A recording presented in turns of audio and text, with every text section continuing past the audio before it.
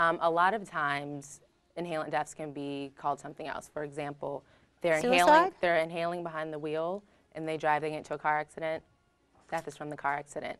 They inhale, then they have the crazy idea to go swimming and they drown. Death is called a drowning. So unfortunately, I don't have any hard numbers on death.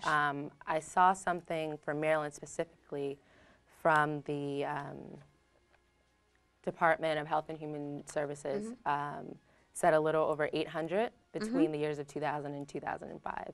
But unfortunately, who knows if those are the accurate numbers, and I'll tell you now, 800 between the years of 2000 and 2005. But you don't know. You don't know, really. You don't know. Is it a silent epidemic? It definitely is, because it's like, have you heard of it before? No. You started doing shows on it? No, exactly. No, I didn't until a mom called me up and she says, my son died from inhalants. Yeah. I go, what? She said, from inhalants. And I said, how did that happen? And she told me how it was like a spray she gave him to freshen his room, and he's gone away to, I guess it was a camp or something. Yeah. And he must have sprayed it in a bag and put the bag over his head, and he died. Oh, but she didn't know if that was the first time, though, or maybe he had done it before. She was very open. I'm not going to mention her name. I'm sure you know who we're talking about. But she never, you know, thought he had been doing it previously. And there's also the stigma that inhalant abuse is something of the past, something of the 60s, something of the 80s. Everything like comes back, just like the clothes. Exactly, exactly. Everything is good again. It's just horrible.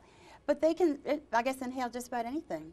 You know, when I use nail polish remover, it makes me lightheaded because you can't stand to be in the room. You want to get away from it. And we actually have a message board on our inhalant.org site, and you'll be amazed. Say that again, Inhalant? Inhalant.org. A list of things that they can hurt themselves with? Yeah, actually on our www.inhalant.org site, we have what is inhalant abuse, a list of common products, common abusable products, but we also have a message board. And we set up that message board as a way to have open, honest dialogue about the issue. So everyone from students to teachers, we have a toxicologist that weighs in, some military personnel, they ask their questions, but as the message board has grown, we've noticed it's been sort of a virtual support group as well. A lot of times we'll hear cases that we won't hear about in the news on the message board. Like, unfortunately, a lot of deaths as well come through on the message board. So I guess you get a lot of calls. And how many calls do you think you get a day when you're there? You have an 8-hour day? Yes, 8:30 to 5. And you answer the phones constantly? Yes. That would drive me insane. But what do you do with yours when you go home? Turn it off? No, I'm attached to my cell phone. I love it. Yeah. Do you have it turned off now, I hope? I do have it turned off now. For your sake. Only for you. Only for me. Okay. Yeah. But no, the calls are definitely welcome, because again, I'd rather them get the information from me than looking at a video on the internet saying, oh, it looks fun, it must be fun. Or in thinking, hey, these products are cheap, they're easily accessible, no one talks about them, so they've got to be harmless. So again, I'd rather people call or email us or leave a note on our message board. Looking at your notes again, you get more than 1.5 by the time they're in the 8th grade. Yeah. Had to use the inhalants. And actually, in a Maryland study from the University of Maryland, it said that inhalant abuse was the most popular abuse amongst 12 and 13-year-olds. Okay. I see you have a list here, 1,400 products that are found out to be inhalant killing. Yeah. And those are right all in throughout our own homes. Yeah. Out your homes, your offices, your schools. Inside your car. Exactly, cars. And kids are very creative these days. There was a case we heard about a year ago that kids in the classroom took the fluorescent light bulbs from their ceiling, crushed them in a bag, and inhaled them. Not sure what kind of effect that caused, but the only way the school found out about it is because the janitor found the bag of crushed up light bulbs and started asking questions. Did the children come forth? I'm not sure what happened to that case. I bet you they didn't. Yeah. I can bet you, sweet Pippi, they didn't come forth because they don't want to be found out. Okay, now we have no age limit, is what you're saying. The homes, I mean, you can be making $20,000 a year or $1 million, $20 million a year. It hits all ages, all homes, all races, creeds, and colors. It peaks. A lot of studies say it peaks in middle school. However, however, like I said, we've seen cases with kids as young as 6 and 7, and we've also seen a lot of adults. But where did the kids 6 and 7 find out how to do this, Quisha? Again, from other kids. Watching other kids? Yep, from watching parents. The case actually in Oregon from 2 days ago, he was watching his dad. Tell me more about that. He was watching his dad huff. His father? Yeah. Oh my His father was huffing from a balloon.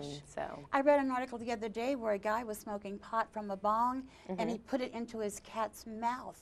And he had the cat do it. I heard that. Have you heard that? Yeah. That is so cruel.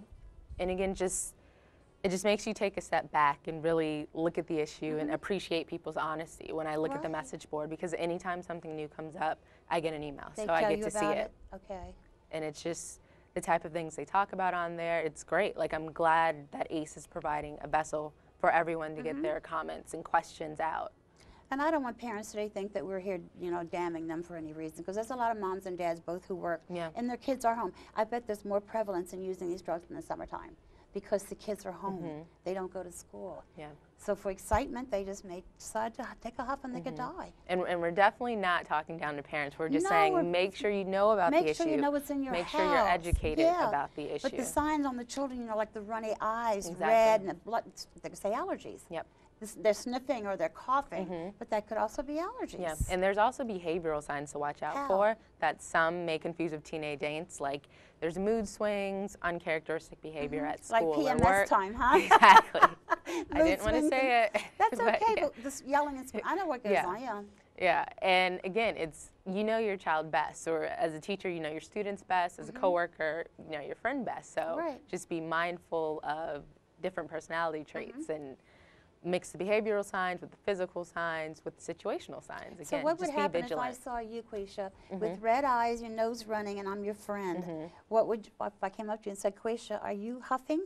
Firstly, you'd probably get mad. Firstly, you would never see me like that. All right, I'm just using you. I know, You can use me as an example, but how would you go about doing that? And this is what I tell people on the message board all the time.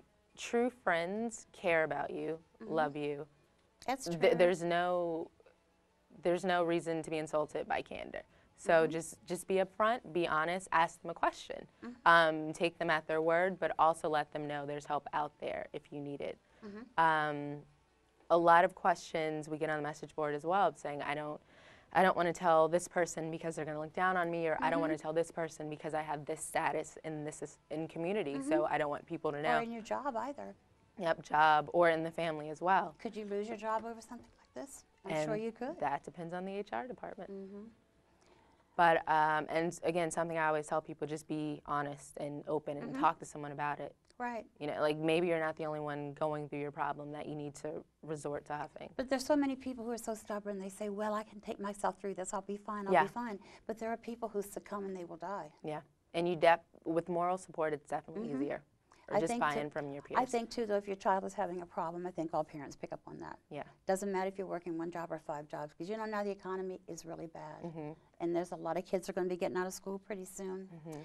It's only, what, 3 or 4 months before school is going to be out. So and children, April. Children as well. Not even that long, over 2 months to go before school is out. Exactly. And they don't know what to do. Yep.